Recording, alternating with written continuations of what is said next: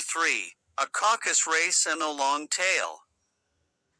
They were indeed a queer-looking party that assembled on the bank, the birds with draggled feathers, the animals with their fur clinging close to them, and all dripping wet, cross, and uncomfortable. The first question, of course, was, how to get dry again. They had a consultation about this, and after a few minutes it seemed quite natural to Alice to find herself talking familiarly with them, as if she had known them all her life. Indeed, she had quite a long argument with the Lory, who at last turned sulky, and would only say, "I am older than you, and must know better," and this Alice would not allow without knowing how old it was, and, as the Lory positively refused to tell its age, there was no more to be said. At last the mouse, who seemed to be a person of authority among them, called out, "Sit down, all of you, and listen to me. I'll soon make you dry enough." They all sat down at once, in a large ring, with the mouse in the middle. Alice kept her eyes anxiously fixed on it, for she felt sure she would catch a bad cold if she did not get dry very soon. "Ahem," said the mouse with an important air, "are you all ready? This is the driest thing I know. Silence all round, if you please." William the Conqueror, whose cause was favored by the Pope, was soon submitted to by the English, who wanted leaders, and had been of late much accustomed to usurpation and conquest. Edwin and Morcar, the Earls of Mercia and Northumbria. "Ugh," said the Lory, with a shiver. "I beg your pardon," said the mouse, frowning, but very politely, "did you speak?" "Not I," said the Lory hastily. "I thought you did," said the mouse. "I proceed. Edwin and Morcar, the Earls of Mercia and Northumbria, declared for him, and even Stigand, the patriotic Archbishop of Canterbury, found it advisable." "Found what?" said the duck. "Found it," the mouse replied rather crossly, "of course you know what it means." "I know what it means well enough. When I find a thing," said the duck, "it's generally a frog or a worm. The question is, what did the Archbishop find?" The mouse did not notice this question, but hurriedly went on, found it advisable to go with Edgar Atheling to meet William and offer him the crown. William's conduct at first was moderate. "But the insolence of his Normans, how are you getting on now, my dear?" it continued, turning to Alice as it spoke. "As wet as ever," said Alice in a melancholy tone. "It doesn't seem to dry me at all." "In that case," said the Dodo solemnly, rising to its feet, "I move that the meeting adjourn, for the immediate adoption of more energetic remedies."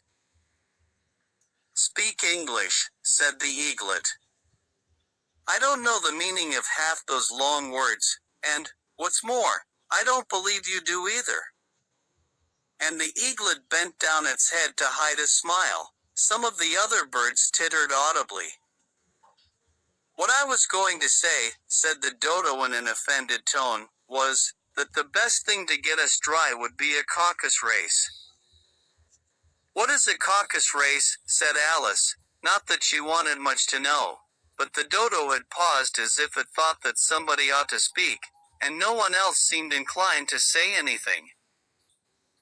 "Why," said the Dodo, "the best way to explain it is to do it. And, as you might like to try the thing yourself, some winter day, I will tell you how the Dodo managed it. First it marked out a racecourse, in a sort of circle, the exact shape doesn't matter, it said, and then all the party were placed along the course, here and there. There was no 1, 2, 3, and away, but they began running when they liked, and left off when they liked, so that it was not easy to know when the race was over. However, when they had been running half an hour or so, and were quite dry again, The dodo suddenly called out, "The race is over," and they all crowded round it, panting, and asking, "But who has won?" This question the dodo could not answer without a great deal of thought, and it sat for a long time with one finger pressed upon its forehead, the position in which you usually see Shakespeare, in the pictures of him, while the rest waited in silence. At last the dodo said, "Everybody has one, and all must have prizes." "But who is to give the prizes?" quite a chorus of voices asked. "Why, she of course," said the dodo, pointing to Alice with one finger, and the whole party at once crowded round her, calling out in a confused way, "Prizes! Prizes!" Alice had no idea what to do, and in despair she put her hand in her pocket, and pulled out a box of comfits. Luckily the salt water had not got into it, and handed them round as prizes. There was exactly one apiece, all round. "But she must have a prize herself, you know," said the mouse. "Of course," the dodo replied very gravely. "What else have you got in your pocket?" he went on, turning to Alice. "Only a thimble," said Alice sadly. "Hand it over here," said the dodo.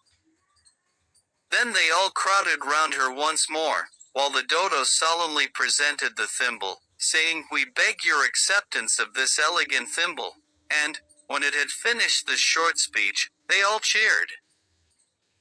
Alice thought the whole thing very absurd, but they all looked so grave that she did not dare to laugh, and, as she could not think of anything to say, she simply bowed, and took the thimble, looking as solemn as she could.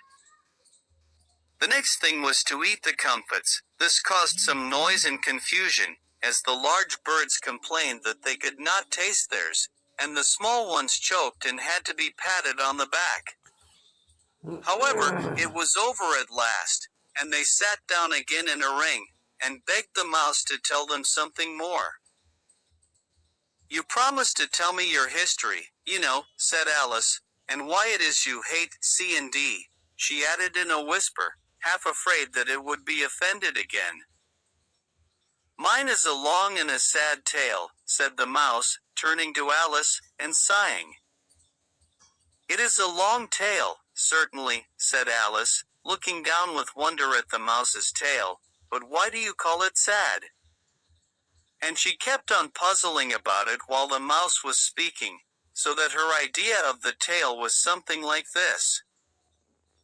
Fury said to a mouse that he met in the house.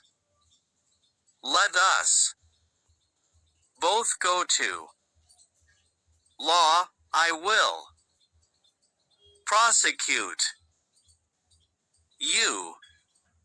Come, I'll take no denial, we must have a trial, for really this morning I've nothing to do," said the mouse to the cur, "such a trial, dear sir, with no jury or judge, would be wasting our breath.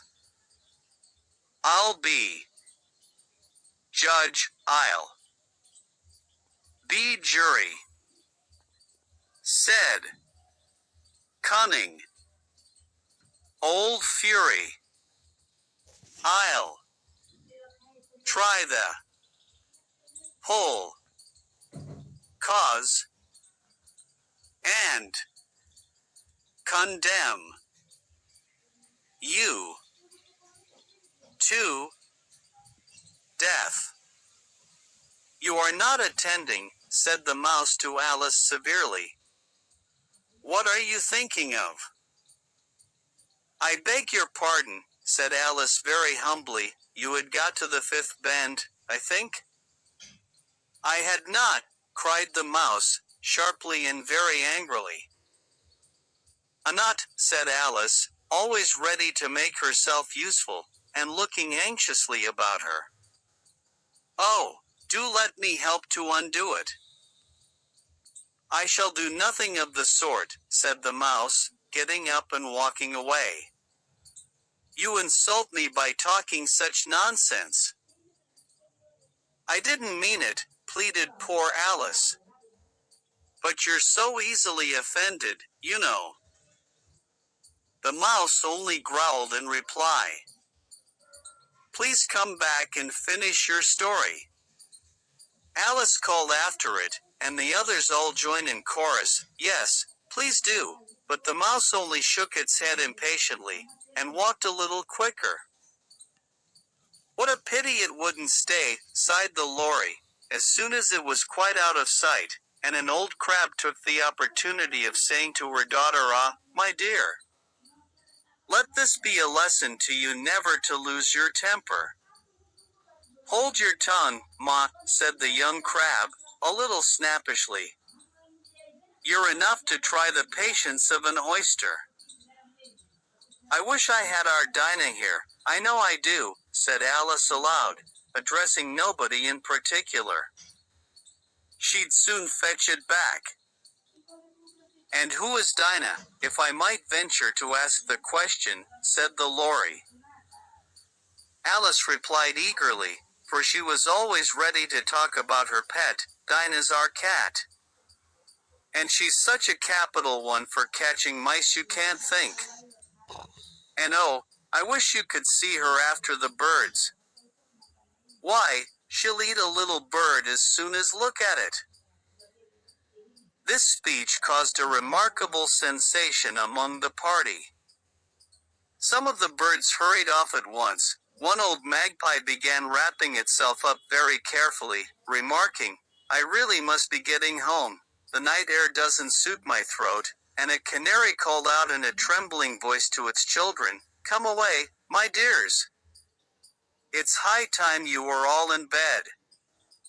On various pretexts they all moved off, and Alice was soon left alone.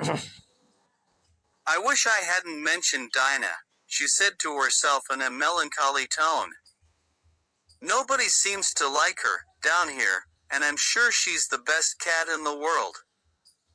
Oh, my dear Dinah! I wonder if I shall ever see you any more. And here poor Alice began to cry again, for she felt very lonely and low-spirited. In a little while, however, she again heard a little pattering of footsteps in the distance, and she looked up eagerly, half hoping that the mouse had changed his mind, and was coming back to finish his story.